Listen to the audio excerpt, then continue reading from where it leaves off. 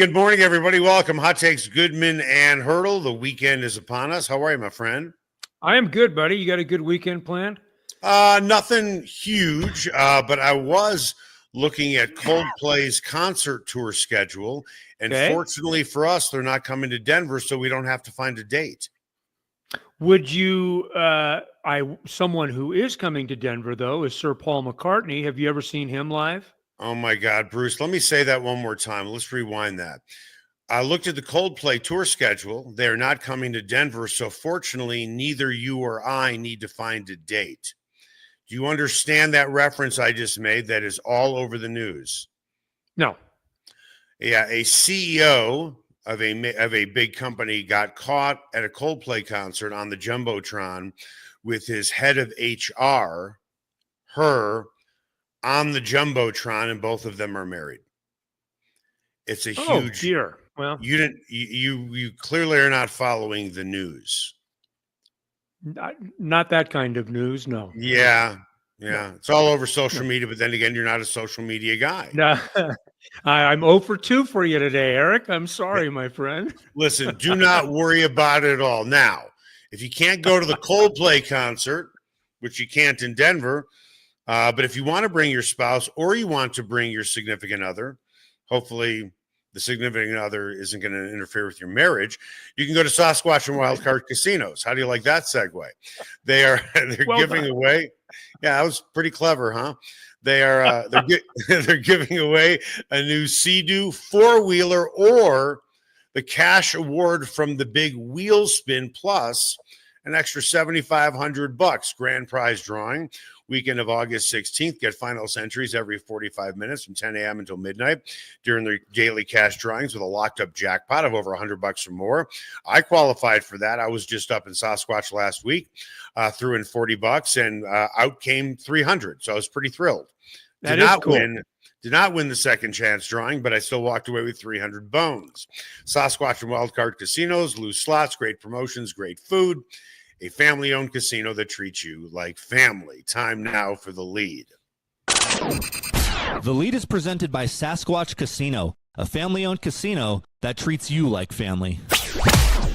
The Broncos have R.J. Harvey in the fold in time, certainly, for training camp. Every player on the roster is now signed. One reason Harvey signed is because the log jam broke late Wednesday night, in which a San Francisco rookie taken in the second round, 43rd overall, did not get a fully guaranteed contract. That opened the door for Penner and the group to say, listen, not everybody's getting fully guaranteed deals.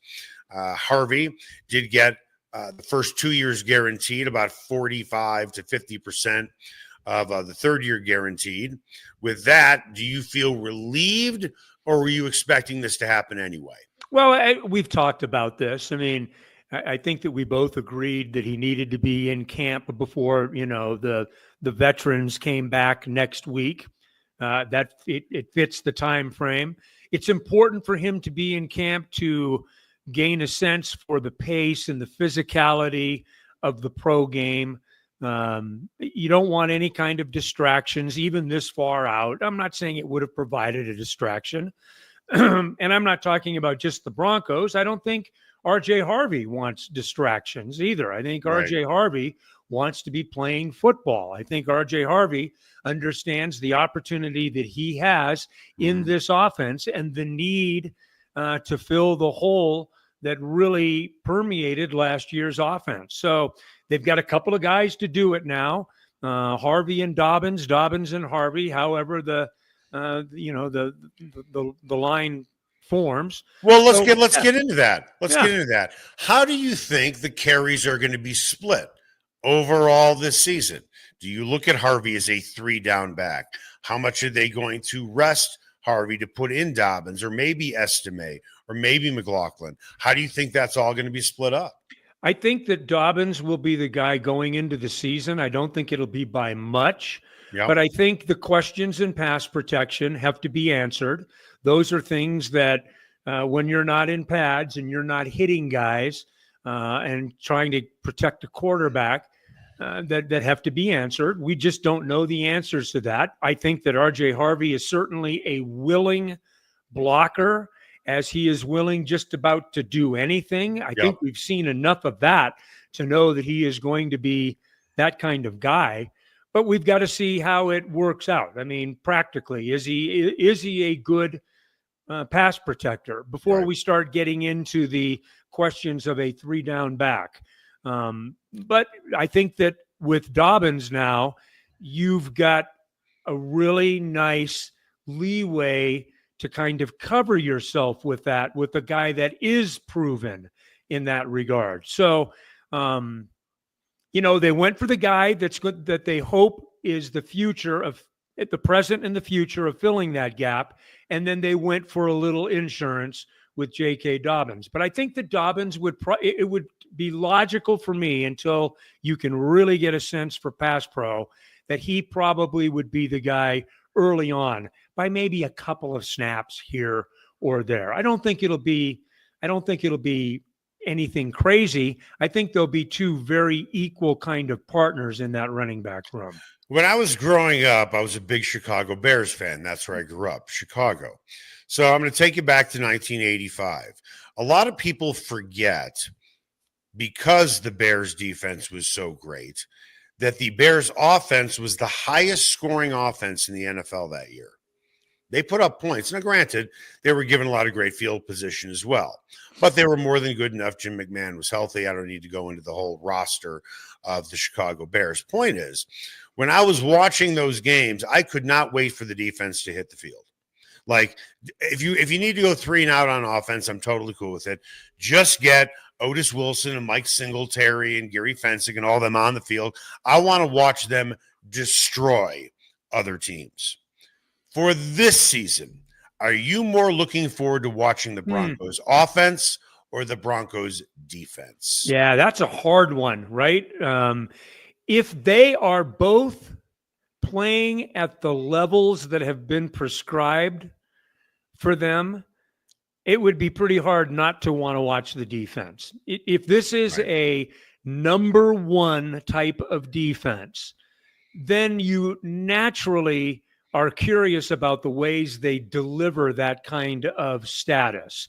How are they in takeaways? How quickly are they off the field? 3 and outs. How much are they getting after the quarterback? Things of that nature. The things that really sway a game, so that, even if your offense isn't quite at the level that is being forecasted, you can still win games because you're so dominant on one side of the ball. If you're going to give me one side of the ball that I want to be dominant on, take defense 9 out of 10 times. Every now and then there's an outlier on offense where, but I mean, look at the Bengals. The Bengals offense is unbelievable. It's so much fun to watch. Joe Burrow, and those receivers, Chase and Higgins, and the hits keep coming. But the fact that they don't play any kind of defense really kills them. Right. So if you're going to ask me for one dominant position, one dominant room, give me the defensive room, and I'll hope that the offense can kind of keep up. The saying goes, defense wins championships, and I would agree to a certain. Listen, at the end of the day, right?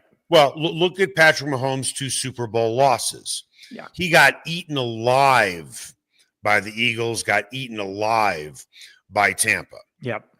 With that, there is a difference between a number one defense and a historic defense. Mm-hmm. Historic defenses, generally speaking, will win championships. Look at the Ravens, look at the Bucks, look at the Bears, look at the Broncos in 2015, look at the Seahawks.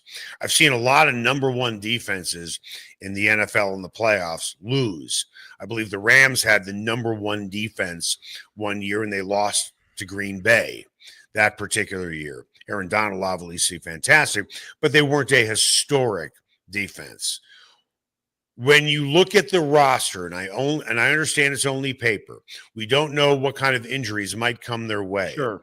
Do they have that potential to be dominant? Now, dominant, piggybacking on what you said, dominant is more than just yards. It is takeaways. Yep.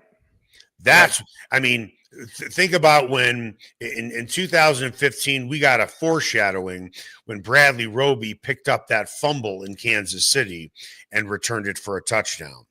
That's what dominant defenses do. They don't just stop you, they take the ball away from you as well. Right. And you bring up a good, and it's worthy of reconsideration. You bring up a good delineation there. There is a difference between a number one defense and a historic defense. And historic defenses you could probably count on two hands. Well, I just named about 5. Yeah, okay? Exactly. Right. Then take all of the Steelers defenses in the 1970s. Sure. And then I don't know if there are too many others. No, there aren't many. So when you start talking about things like historic defenses, rare, right. Very, very rare. But do they have the personnel to do that? I mean, to me, it's okay. How much is Riley Moss going to progress? Mm-hmm. Yeah, I'm not. The word isn't worried, but I think I would say I'd bet more on Barron in terms of I feel more comfortable with him. No great learning curve than Moss taking the next step, if that makes sense. I feel more confident, and I feel confident in Moss too when he's out there. Guy's got some serious attitude. Mm-hmm. Yeah. Serious attitude. Yeah. Barron, to me, believe it or not, has shown me enough in college that it's going to translate, and especially how they're going to use him. Kind of like the way I felt about Pat Surtain. When I watched him at Alabama, you're like, this is going to translate, and he's going to be a great player. I kind of feel the same way about Barron, but Moss, to me, is the key. But he was also the key last season as well, and he showed what he could do. Yeah. I mean, he had one really bad game against Cincinnati. Right. And other than that, he was injured though. Yeah. He was hobbled in that game. Yeah. And so I don't know if we've talked earlier this week about, I mean, my concern anyway is about, can this team consistently stop the run? Once I have the answer to that question, then I can have the answer to the question, can they be an historic defense? We're asking that question in July, and to your point, we don't know about. I think we understand about depth. This is the funny thing that when I hear people talk about Jahdae Barron as a so-called luxury pick, I don't know about a luxury pick. There's always need, and for a guy that is a kind of a one-off guy that can do the things that he can do from various positions on the field. That to me isn't a luxury pick, Eric. That is a specific pick of need, because you love players that can change what a defense looks like on just about any play. And when you have a guy that can line up outside, slot, box, help at safety, whatever the case may be, you have a guy that kind of needs to be accounted for. And that's putting the cart before the horse with Jahdae Barron, but he's that kind of player, or at least he was at Texas. And I agree with you. I think his skill set does equate to the next level. His speed, his quickness, his understanding, his IQ in the game. So, they have added pieces. We talked also this week about the biggest question that remains at inside linebacker. Hey, look, if you can tell me that we're going to get the best version of Dre Greenlaw and Alex Singleton at the same time, and I've got Jahdae Barron to play with from all over the field where I can push to make pressure, then I'm telling you probably they have a chance to do that. But there's just too many questions right now going in to start talking about terms of in terms of a historic defense. Hey, let's be the best defense in the NFL first, and then we'll see about the rest of the story. Well, let's look at 2014. I know you were not here at that time. Jack Del Rio was the defensive coordinator. Essentially, that 2014 defense was the same as 2015, I believe, with the exception, and I'd have to look it up. Maybe, Alex, you can look it up for me. I believe the only guy who wasn't on that defense, the 2014 defense compared to the 2015, was Darian Stewart. The difference was Wade Phillips. Yeah. Phillips turned the whole thing around because they were a good to very good defense, but hardly dominant, with almost the exact same defense, minus Darian Stewart. It was the way that Wade Phillips called the game that made them defense. He utilized their talents far better than Del Rio, who seemed to be more conservative. Now, I want to go back to something that you said about Jahdae Barron being a luxury pick. I understand why people say that. Well, what do they need more, a cornerback or a running back? Right. Clearly, they needed a running back.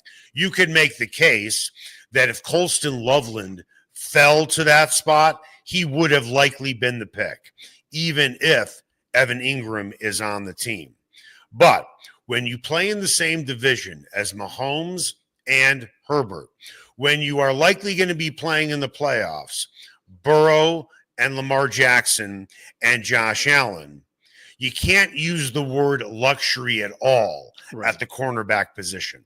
Yes. What they did was they solidified their three, where eventually they could be the best trio this year or next year in the NFL. Yeah. To me, that pick falls into the category of you can never have enough cornerbacks. That's what a pick like that means. And for the reasons that you just stated, the challenges that they face, not to mention depth. It certainly helps with depth because you've got a versatile guy that can do a lot of different things. But hey, all of a sudden back there with Barron and Hufanga, you have added two guys that should both be difference makers on a defense that's already pretty damn good. Right. That's pretty good stuff. Now that's going into the season. That's one-dimensional on paper. We all understand that, but you see the tact that they're taking, and it makes pretty exciting sense. If you're Sean Payton, knowing you have a dominant defense, at least potentially a dominant defense, does it change the way you call the game? Meaning, when you have a great defense, if you go 3 and out, so be it. We believe our defense is going to stop them. Or do you feel that Sean Payton, who historically does like to sling it around the field, I think most coaches like to do that.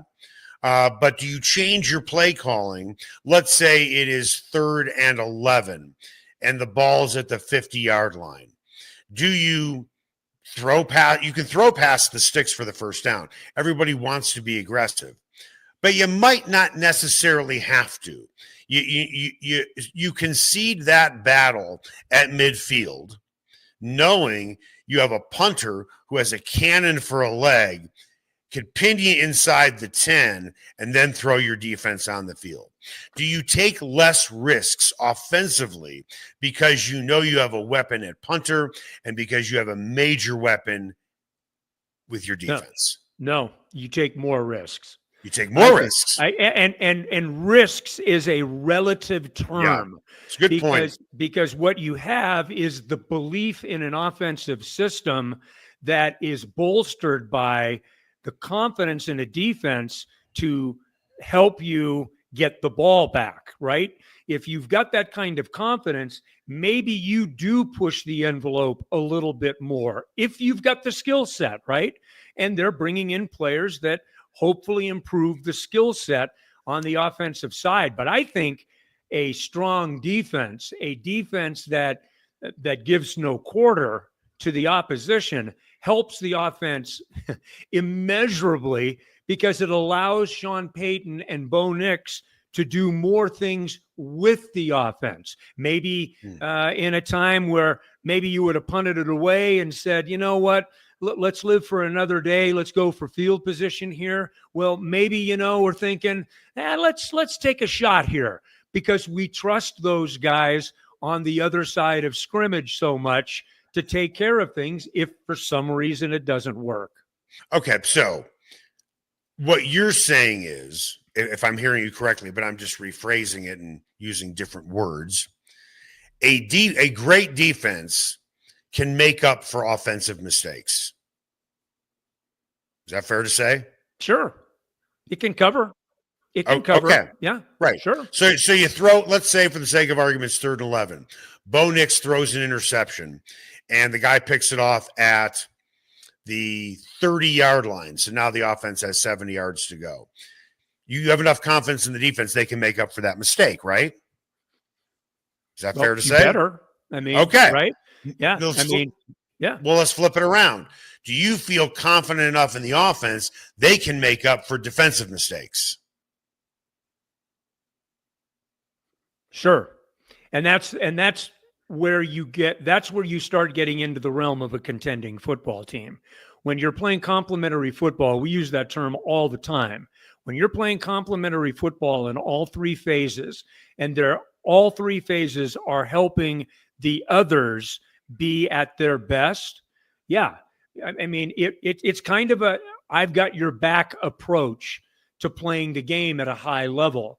And if you have confidence in all 3 areas of your game, then that's a dangerous football team. Okay, let me throw another vignette at you. How confident do you feel in this offense down by 2 touchdowns going into the 4th quarter? Well, I would like to know how they got down by 2 touchdowns going into the 4th Doesn't matter. quarter. They're down 2 touchdowns. Oh, I think that the score's 28-14. I think that they've already proven without weapons that they're an offense. I mean, just look at the Cincinnati game. I mean, there's a bunch of games you could look at last year.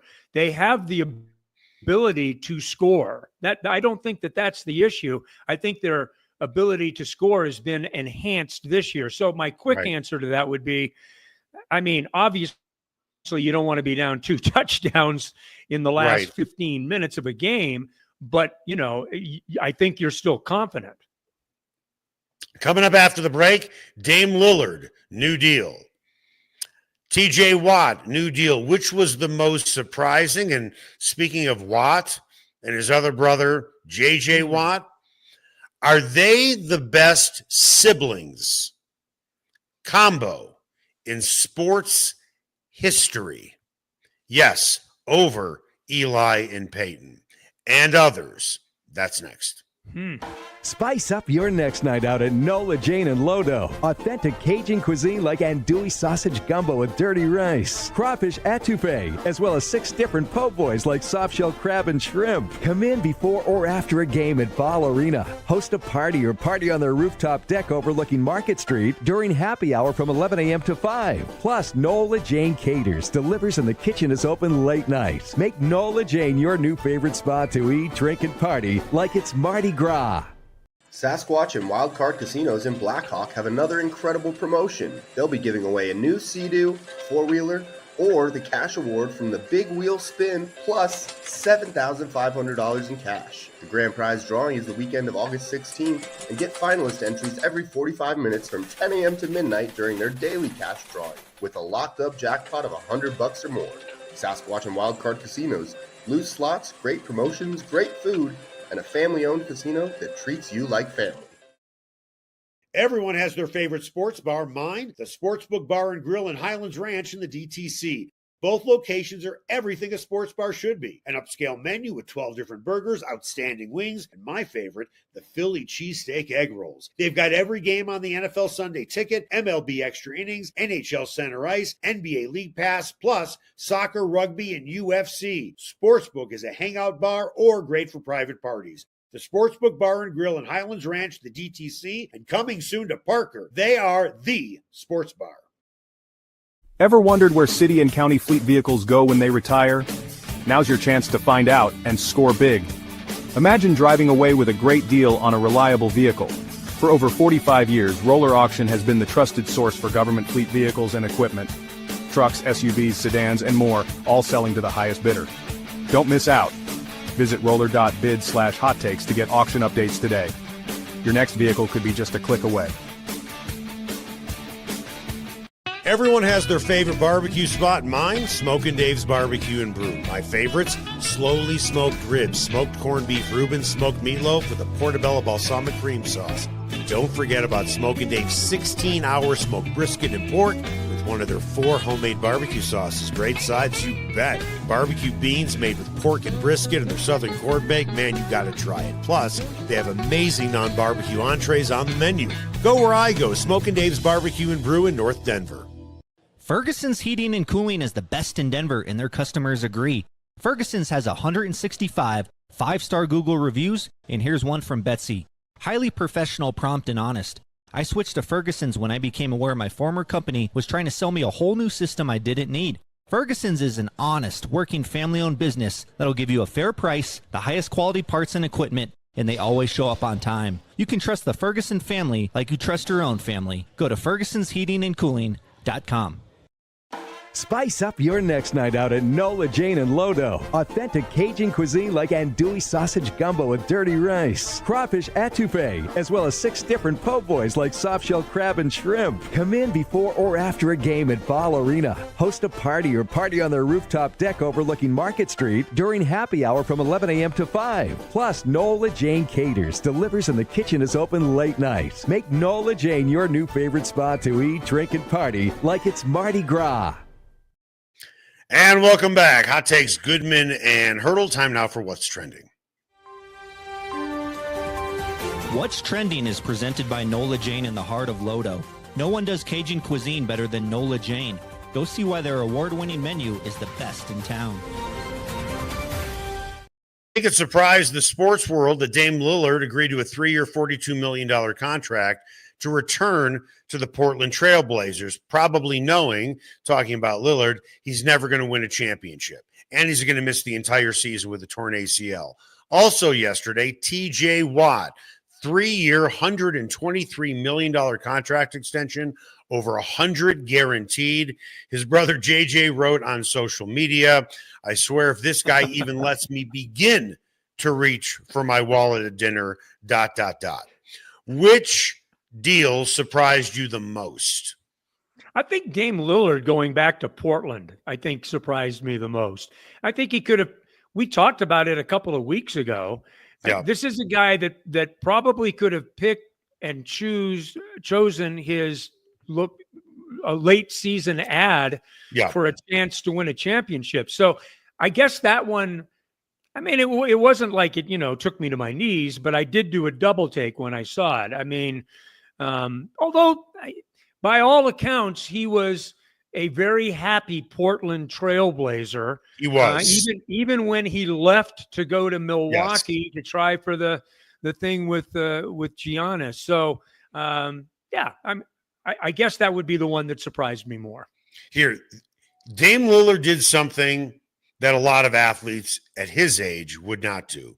He chose his family over winning a championship. He has 3 kids in Portland. Yeah. He wants to be close to them. Yeah. And Portland is likely never going to win a championship with him there. So I say good for him. Yep, me too. I say good for him. With that, I was thinking about the Watt brothers, who are the top siblings in sports history. Here's a list that I came up with. If you want to add to it, that's fine. But sure. To me, these are the top 5. Peyton and Eli, TJ and JJ, Serena and Venus, the Klitschko brothers, who dominated the heavyweight division for a decade as heavyweights, and Tony and Phil Esposito. Give me your top 3 in order, or give me your top 5 in order. It's hard for me to compare and contrast sports because, like, Dizzy and Daffy Dean, for instance, Joe and Dom DiMaggio, for instance, in a bygone era of baseball. You're talking about siblings who dominated their sports. It's that simple. Let's not make this more complicated than it needs to be. Sterling and Shannon Sharp is another. Not even close. They should not be on this list of those 5 names. Mm-hmm. No way. In your opinion, that is fine. exactly right. Fine. Who would you take off? I mean, I don't know about the Klitschko brothers. Well, I mean, you mean a pair of brothers who were heavyweight champs for a decade? yeah. I'm sorry. I think most sports fans without the internet probably wouldn't have come up with that. But come up with what? But the Klitschko brothers. But I'll leave that alone. Well, it doesn't matter what you came up with. It matters would you take a pair of brothers who dominated the heavyweight division for a decade? Okay, one of them was a champ. Of the 5 that you just named, they would be 5. And I would probably put the Manning brothers at the top of that if it wasn't the Watt brothers. Oh, okay. That's why I'm glad we're having this conversation. Okay. Eli and Peyton Manning are 3rd on that list at best. There you go. At best. And I'll tell you why. Well, Serena and Venus are hard to beat. 30 grand slams between them, they're at the top of the list. Yep. They're at the top of the list. Now, do you want to say the Watt brothers or Eli and Peyton? There is a large gap between Eli and Peyton. Eli Peyton should go into the Hall of Very Good, not the Hall of Fame, but he will go in because he played in New York. He won 2 Super Bowls, and both of those Super Bowls were against the Patriots. I get it. Yeah. He had a very good career. His touchdown to interception ratio was never 3-1 throughout his career. His career quarterback rating was 84 in an era of passers where it should have been a lot higher. This is why I would argue for the Watt brothers. And honestly, it's not close between the Watt brothers and Eli and Peyton. Peyton speaks for himself. I get it. Eli and Peyton are all over your computer and all over TV. I understand that we're in the Denver. That's a good call. I understand that we are in the Denver market, and God forbid anybody says anything potentially negative about Peyton Manning. J.J. Watt is one of the greatest defensive players to ever play the game. Ever. Better than Aaron Donald. The problem for J.J. Watt was he was injured too much. But he had a 3 to 4 year stretch that might go unmatched forever, in which he had 58 sacks over the course of his 3 best seasons and all those forced fumbles. He had an interception return for 80 yards. His brother JJ is just as good. Both are slam dunk first ballot Hall of Famers. Both guys are slam dunk top 20 defensive players of all time. They have 13 All-Pro selections on their resume and a combined 4 Defensive Players of the Year. Good. Both guys are flat out dominant. Dominant. Eli Manning was never dominant at any point of his career.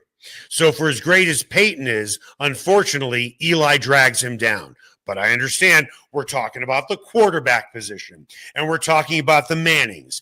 But if you really look at it, the Watt brothers are a slam dunk, easy number 2.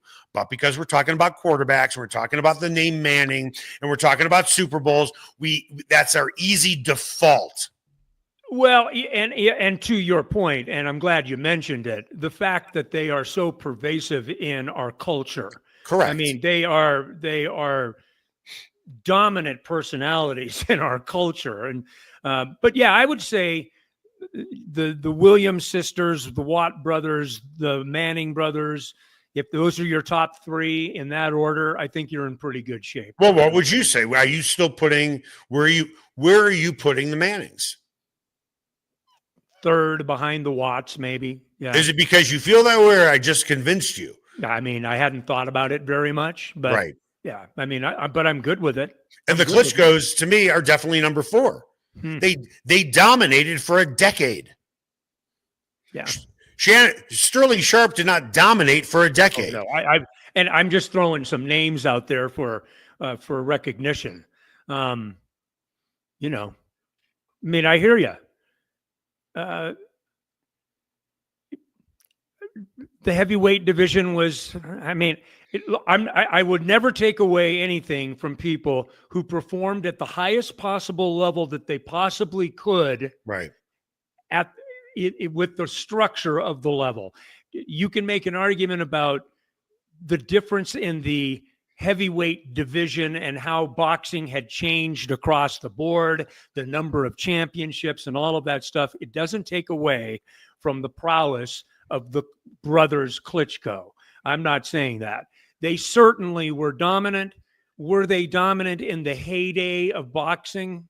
I would certainly, Okay. I would argue that one probably, but that doesn't take away from them being the best that they possibly could in the situation that they were handed. When you say the heyday of boxing, you're being, for lack of a better phrase, a little xenophobic when you say that. And you are discounting the fact that the heyday, you watch those fights on ABC. You got a chance to watch them. Everything is now pay-per-view. So boxing is far, far away from our national conscience, because A, we're not talking about Americans, okay? And B, you got to pay to watch it, and no, boxing isn't as popular as it used to be. I get it. If both guys were Americans, we might feel a little bit differently. What was I think the face of boxing has changed tremendously. Well, here, I'm going to compare. Just like horse racing and, there was a time that horse racing and boxing in the 30s were the two of the biggest sports. Baseball cast a shadow on everything. Okay. Look how much it's changed over the years. Let me ask you, what was the heyday of tennis? 50s, 60s, into the 70s and 80s, Right. I guess, right? Yeah, because you're talking about all Americans. No, you're talking about, you are. Eric, I'm not talking about all Americans. I'm talking about Rod Laver and Newcomb. There are plenty of foreign players.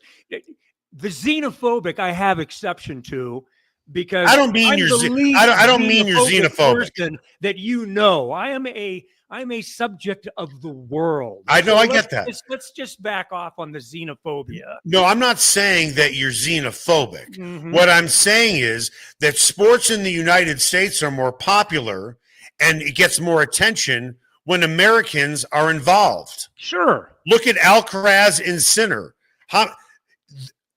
So Andy Zoden, who has been on Mile High Sports. He does a lot of tennis on the media. He has his own podcast. He does it with Mats Wilander.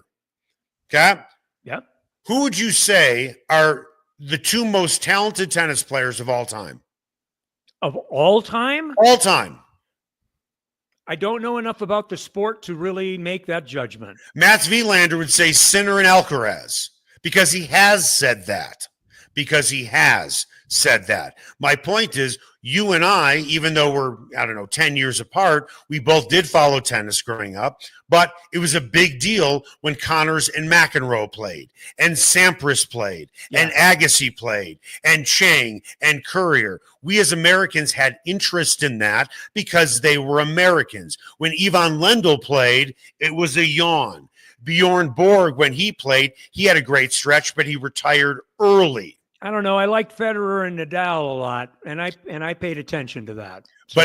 But tennis in the United States, not as popular, not as must-watch TV with Nadal, Djokovic, and also Federer. Yeah, right. But you remember, I'm sure, waking up early to watch Wimbledon, right? Yeah.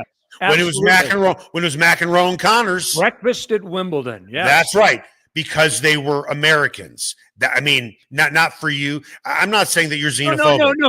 No. There's more coverage. But you're right.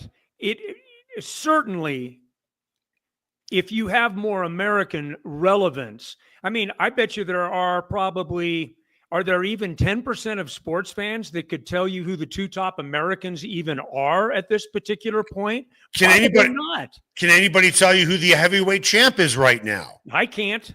If it was an American, you'd know. Maybe.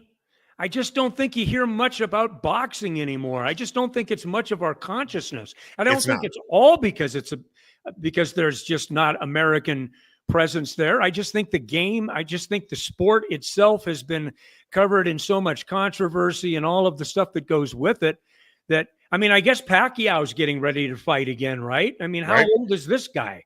So he and Mayweather are going to fight again. Is that right? When is the last time? And I'll it's not necessarily going to prove my point because I don't even know your answer. When is the last time you really looked forward to a heavyweight championship fight? That's a great question. No, I can tell you your answer. Long enough ago that I couldn't even tell you. Yeah. I'm going to tell you when you wanted to watch it. When Mike Tyson fought. Anytime he stepped into the ring, he was must watch TV. Now, granted, he was a bulldozer in the ring, and everybody did want to watch him, but he was an American. Yeah. It's the last time we really remember making an appointment viewing to watch. We wanted to watch the American. I'm not talking about the lower levels of boxing in which it was Hagler and Hearns and Leonard. I'm talking about the heavyweight division that is the crown jewel. When you talk about boxing, you talk about Ali, Frazier, Foreman, Tyson. American.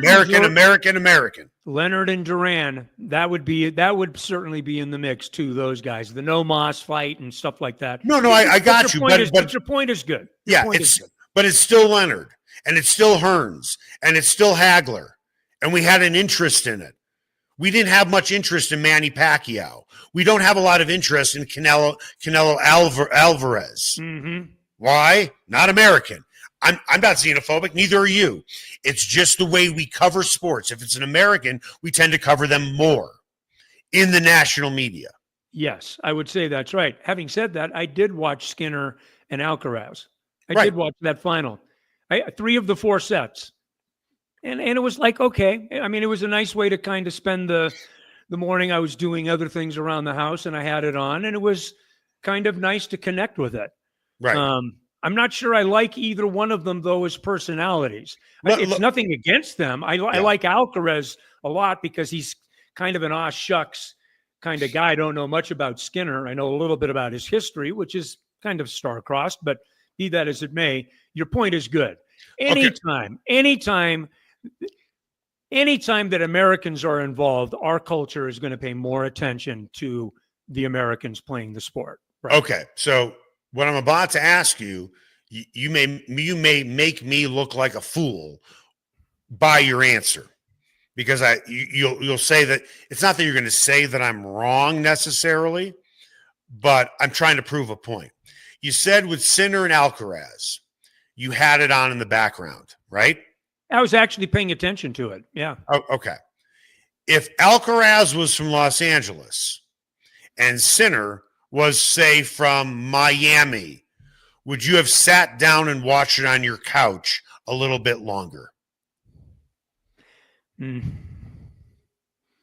mean, do I have a pickleball game scheduled? Because that okay, you're in your house for the Wimbledon final. Clearly, you do not have a pickleball match on. I mean, the funny thing is that Americans on the women's side have kind of dominated, and I use the term somewhat loosely, the Grand Slams this year. I mean, you had a woman, an American woman who I had never heard of before. And you can't even remember her name right now. Andreeva, it's like a Russian name for an American from Jersey, who was the first player to ever go love in the finals. Right. Now, after beating the number 1 seed 2 days before. You're talking about Coco? No, it wasn't Coco Gauff. It was Andrea Neva or something like that. Right. And I watched her for maybe 2 minutes on Saturday's final, and she was just getting her tail handed to her. Right. In fact, Eric, I'm hard pressed to think about how many loves do you hear of in a tournament like Wimbledon, period. Even in the opening rounds, love. Yeah. I mean, you don't see that very often, let alone in a final, but that's what happened in the Wimbledon women's final, but we digress. There is a better chance of seeing love kind of at a Coldplay concert than there is in a Grand Slam final. Well, we come full circle on the show today, don't we? Well done. I'll have to look into that issue. That must be a little bit uncomfortable. By the way, I wish this line was mine. It is not, and I will close with this. I will ask you a question. How much does it cost to go to a Coldplay concert? I don't know. Your house and half your 401k. Make it the best possible weekend you can.